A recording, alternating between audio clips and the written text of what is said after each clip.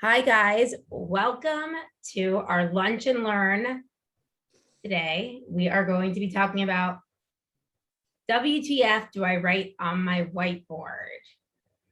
Right? So a lot of people talk about this whiteboard. If you don't know what the whiteboard is, it's literally a laminated white piece of paper.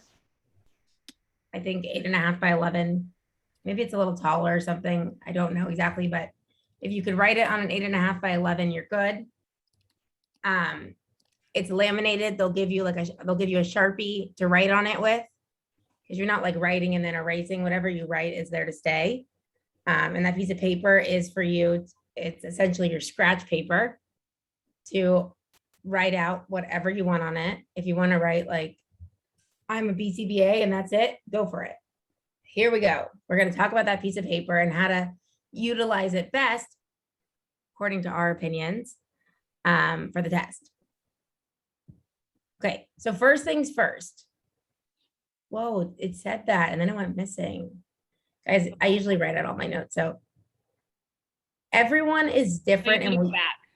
What? You need to go back. You missed a slide. Oh, that's what happened. There. There. Okay. Yeah, there's. First things first, forget it. First things first. If the whiteboard is stressing you out, you don't need to use it. How wonderful is that? This is not like okay, I studied for my test. Now I need to like learn all strategies for whiteboard. If you don't want to use it, don't use it. It's not like you need to answer the questions on the test. You do not need to use this if you don't want to. Another thing, okay? These are just the basics before we get into it. Everyone is different and will use their whiteboard differently. This is not a one size fits all. Hashtag individualized, right? So what you want to write on yours is going to be different than what I want to write on mine, and so on. All right, this is a really important one, and we actually learned this recently in our Facebook group. So listen up. And by the way, that is a capital W. Casey and I were like staring at it forever. We're like, why want to go capital? That is the capital one. Font's okay? Capital W. So we have our shit together. All right. Wait until you click start on the test. So you're sitting in front of your computer, they put you in your seat, and you need to click start test, okay? Before you write anything on your notebook, okay? Or sorry, on your whiteboard. This is a rule-governed behavior that I am hoping to teach you guys, because we just saw that someone in the group said that they had to stop their test because apparently they were writing before pressing the word start. And to be honest, and I wouldn't even have known that. So I just want to make sure that I'm sharing it with all of you guys, because the person had to stop taking the test, and they contacted the BACB and they said this person is quote unquote brain dumping, which I would probably likely do the same thing, not knowing that like just sitting there does not mean you've started, only when you press start. And apparently this is the only start button that Casey could find on Google Images. And it pisses me off a little if the start's not center, but we're rolling with it, you know? So please remember, press start test, and then you can start writing, because I guess the thing is that it's meant to be part of your time, right? You're supposed to strategize that time in there for writing. So just, yes. All right, so first we have Casey's tips. Casey will talk to you about her tips.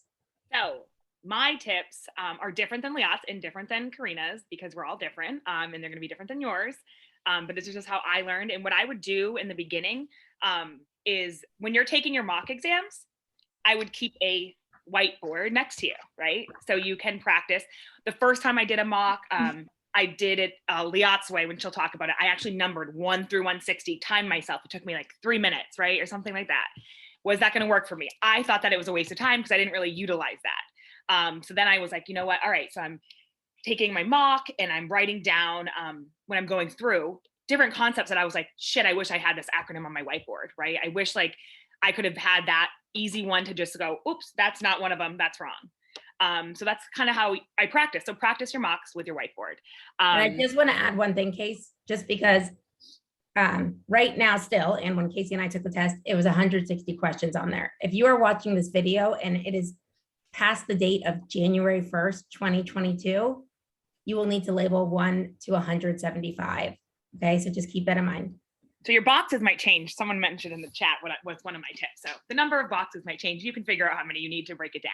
But I wrote at the top, you will pass this fucking test. Okay. I needed to have no negativity. And let me tell you, the first 10 questions, I really felt like I was in a different test. And I was like, I had to stop myself from going down that spiral and take a deep breath and remember that at the top of my whiteboard. So I needed that positive affirmation. That was really important to me. I've also seen a lot of people like write their name out, like Liat Sachs, comma, MED, comma, BCBA. Yeah. I didn't do that, but I've seen a lot of people do that. Like you're, manifesting. Manifest it. Exactly. All right. I drew 8 boxes down the side that represented every 20 questions. I wanted to make it more manageable for myself. If I could get through 20 questions, I would have that negative reinforcement of crossing it off and being like, I would always, after 20 questions, I would roll my neck. I would kind of just crack my back and then get ready mentally for the next 20. And that was so much easier than just 160 where I had no reinforcement built in. So build in that reinforcement for yourself. Just say, yeah. Perfect. This is really, really important for me. And I still do it to this day because I just can't wrap my head around negation questions without writing it out. So I saved a lot of room on my whiteboard instead of, I didn't really brain dump a lot of things. Casey, what's negation? Negation is like, what is not? All of these except, right? So it's literally for me in my mind, I had to switch the question immediately to what is, right? And then I would go through, I'd write A, B, C, D on my whiteboard. And I would say, okay, well, what are the following compound schedules of reinforcement, whatever it may be. That's just an example. And I would say, yep, that is one. Yep, that is one. Yep, that is one. And then I would have my outlier. And that's how I answer negation questions. Because I see so many people miss mock exam questions just because of the negation. They just didn't even see it. They were like, so worried. They were like, oh yeah, I know this one, but that's the one that it's not. So please do that. It helped me so much. Switch the question, write out on your whiteboard. So save yourself room on your whiteboard to write things out. Next. Oops, clicking on the wrong screen, sorry. So again, I used it for breaking apart hard questions. So if ever I got stimulus or response generalization question, I would draw out my little circles and kind of put it all in. Same thing with IOA. If I had to work something out, I remember using it a lot for trials to criterion, just drawing it out for myself so I can count and cross instead of just looking at the computer. And I definitely use like the compound schedules acronym, just so I could see that visual. But I didn't really, again, I didn't go in and just put things down. I really just focused on starting the test because I wanted to have time. And part of my mind was like, if I don't know it by now, I don't think an acronym is really going to help me. It might help other people though. So some of them, the acronyms do help because they spark your brain to remember things. So everyone's different. And again, so I told myself after 80 questions, I would take a break. I was doing pretty good on time. I got up, went pee, had some water because water is life for me. And it's also a crutch. So when I would take mock exams, I would not have any water with me. None. I need to mute that. What's that noise? That one button. You guys make sure you mute yourself if you are like at a waterfall. I know, like that's very nice. Okay, we're good. So anyways, that really helped me too and broke up. Then I came back in. And remember, they're going to have to sign you out and sign you back in. So that all takes time. So I think that took a total of about 4 minutes. And then I sat back down and just dove back in. And when I was going through it, I definitely flagged some, but I only changed an answer. I think I changed 2 because I learned something throughout the test. I didn't change it if I still looked at it and said, I have no idea. Like I was just going with my first instinct. If I had no idea. So those are my tips. And that's how I utilize my whiteboard. Beautiful. And just want to explain a little what she means by like, if she learned something throughout the test, right? There's no like instructor there teaching you. However, sometimes another question later on might like trigger a memory of like, holy shit, I totally forgot about finding the acceleration, doing, whatever it is, and then it kind of answers a question from before, right? Because you're going to see information in there. Maybe an answer choice of something else, which was a wrong answer for something else, was like, oh my God, the 34-degree angle of a standard acceleration chart, right? Whatever it is. All right, now, my tips.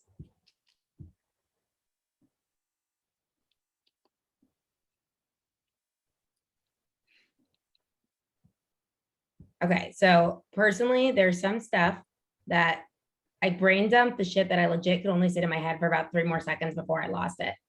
Like there was stuff that like I had on a piece of paper as like my final thing to like look over in my car before I went in. And it was like, I'm trying to think now at the time, but I always got the 7 dimensions and the attitudes a little bit confused. So what I did is I decided, okay, I'm going to dump the 6 attitudes out because if I could do that, or the 7 dimensions, either one, I forget. But if I had one, then I could like eliminate that, just getting them confused of which one went with what. So if I had one written out, and I'm going to show you an example of my whiteboard after. I wrote out 1 to 160 on my whiteboard really quickly, really small. And what I did is I would put a check if I knew I got one right? If it was one that was as simple as like, one that I for sure knew I got right, I'd put a check mark. Kind of like just gauging how many I actually really know versus whatever. Then if I was between 2 answer choices, I would write like A and D next to it. And then I would put a little note, like what concept it was covering, right? That I was a little confused on. So let's say it was, my brain's not going, IOA, right? So I put like a little IOA next to it so that I remembered like that's what it was about. Because again, you might get questions later on that like completely remind you of what the equation was, right? It might be an answer choice for something else. So I would put 2 answers as between and what the topic was. That I think helped a lot. Now, personally, as someone with ADHD like myself, looking like I had 160 questions to go was like, oh my God. So I do some weird things. I was telling someone the other day, if it just seems like so much sitting, I did some of it. Then I started like going forward. I probably did like, I don't know, 25 or something going forward. Then I started from the end going backwards. Right. And let's say I did 50 from the end next, doing the same thing. It would look like I only had 110 questions when I start going forward again. It's like these weird games that I play with myself because I'm like, oh my God, if I see myself on like number 4, I'm like calculating like, oh my God, I have, what is it? 156 left, so whatever you do. On my board, I had a blank 3-term and 4-term contingency to fill out. This might seem really basic, but it's really important because you need to remember this test is all applied application. It's not like, what definition is this? It's going to be situations and it's going to tell you about like Liat and Casey were hanging out. Casey called Liat. Liat answered the phone and then Casey told something funny. Liat laughed, right? And it might say something about like, what was the antecedent to Liat laughing, right? So I need to make sure that I'm putting Liat's behavior in the behavior part of it and what happened before and what happened after in the antecedent and the consequence, right? Because there's going to be multiple people's behaviors and multiple people. So there's multiple behaviors, multiple people, multiple behaviors. And so you are going to need to know which one is going to go in the B. Whose behavior are you looking at? So that way you can identify what happened before, what happened after. It's also important for when you're figuring out MOs. Is it an EO or an AO, right? By writing out the 4-term contingency. So this one, if you are a student of ours in the collective, and actually tonight's class, we are going over this. I require our students to draw out the graphics for stimulus and response generalization. I would say this is probably my strongest topic that I know best or that I am the most fluent in, and I still have to draw it out. So if you're someone thinking I could just do it in my head, not that I don't think you're brilliant, but this needs to be drawn out because it is so easy to confuse these. I'll show you what it looks like on the next page too. I drew out my time sampling graphic, right? I did the partial over whole. I'll show you on the next page what it looks like. And again, none of this you have to do. This is what I needed. I also drew out the schedule of reinforcement graph. That took me like 3 seconds, but because that way when you could see them, you could answer questions about the different graphs. So I'll show you what I mean on the next page.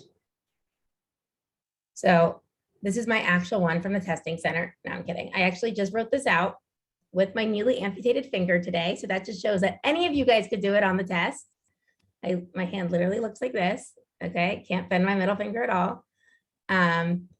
And I just wrote all this out right now, 1 to 160. Again, if you're watching this video after January 1st, 2022, you will be writing out 1 to 75. That would be, according to my math, you can make 7 sections of 25 if you're into sections or whatever it is. Mine look like this. So as you can see, I'd be like, okay, I got that one, check mark, got that. I put A, am I sure about it? Come back to it. You see this one, number 9, I had no idea. I put a question mark and said it was about FBAs, right? Now, also when you first get in there, there's like a, personally, again, everything's personally, like a,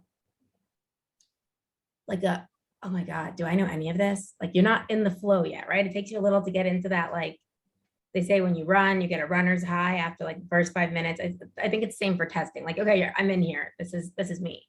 The beginning is a little hard. So like go through ones that you know in the beginning, right? That's fine. And don't be like, oh my God, I put so many question marks. It's fine. Go through, get your confidence. You guys know the rule of high P, low P, right? Get a few easy ones for yourself. Give yourself that confidence, then move on. All right, now you can see what I was saying, how I drew out my, and this is not the time to make your beautiful study notes in your best handwriting, right? You got to just like jot this shit down. So I wanted you to see that even I, the study notes queen, made it like in whatever handwriting worked, right? So I did the act at your age B, right? That's the 7 dimensions. That way, if there was a question about anything that, and I didn't feel I needed to write that and the 6 attitudes, because like if I have that, I can rule out any of the other words that come knowing that it's a, you might get a question like, you know, Casey saw a situation and the situation was, the mom was like, I have no idea. He does this shit for fun. And Casey's like, no, he does this because he's receiving attention after.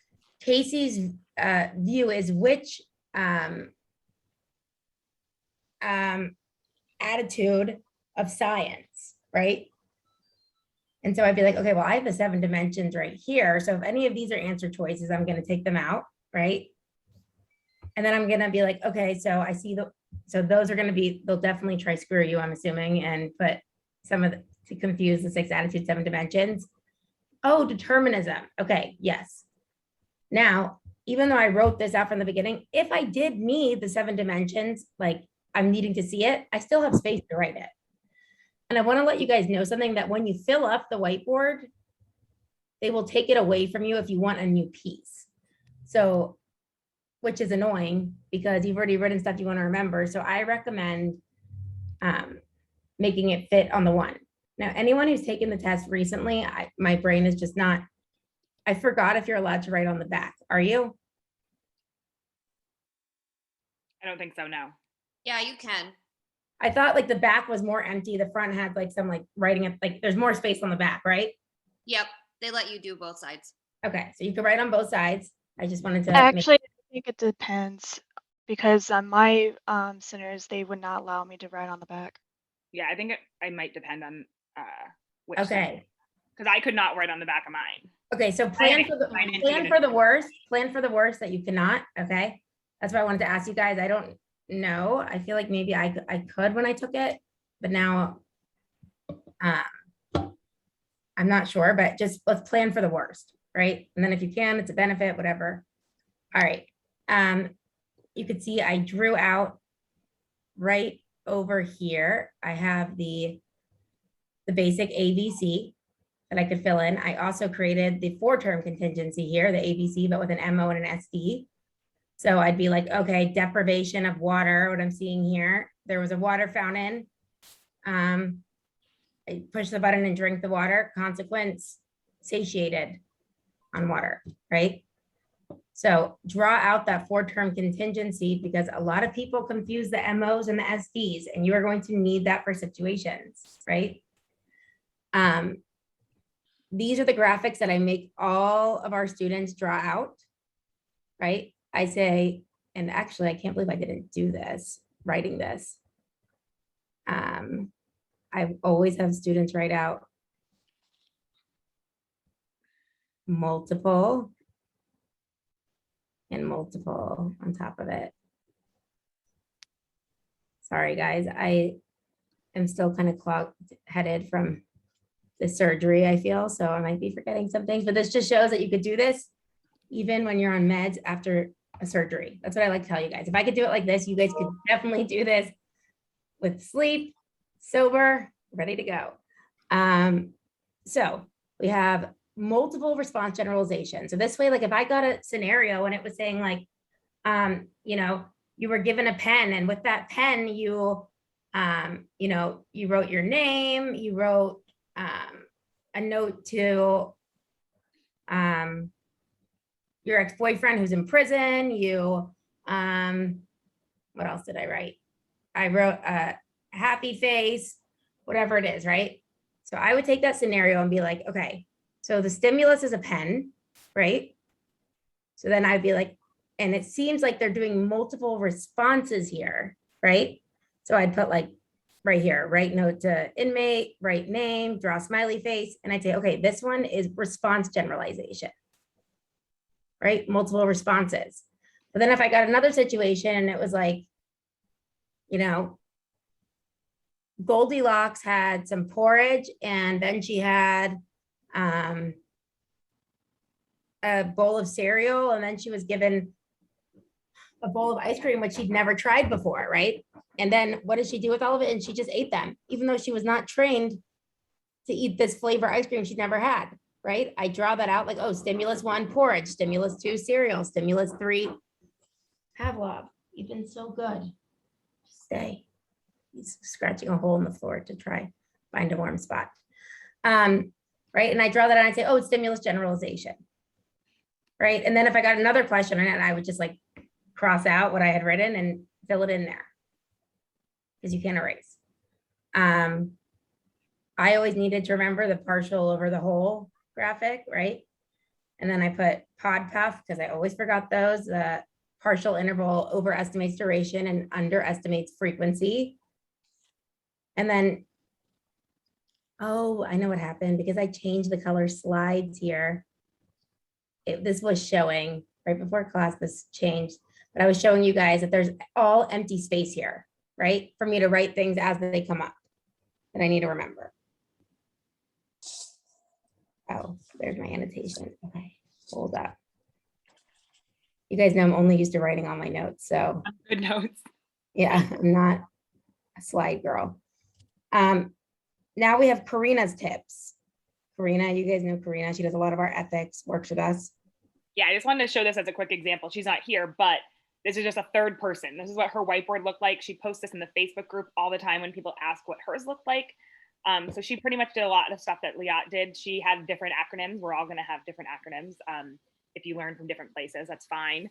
But hers just looked like this. She had the 8 boxes just like I did. She had things that, again, it's all individualized. What are things that trip you up that you know every single time you have to refer, like, you're like, oh, what is that again? I keep forgetting it. And she had her own things like for IOA, she did for unscored, the USNOHR. Like I had never heard of that. I'm like, what is that? She's like, oh, for unscored, it means no occurrences, high rates of behavior. Scored, occurrences, low rates of behavior. So that was her way of remembering certain things. So it's all, Yeah, I again, was wondering what that was. it's all, and I had to ask her, I'm like, and the not is for when she got a negation question, she would look at the not to remember and do her own trick that she had, which I don't even know what it is. But so yeah, so just remember, the whiteboard is your own personal way and how you learn. It doesn't mean you have to follow me or Liat or Karina.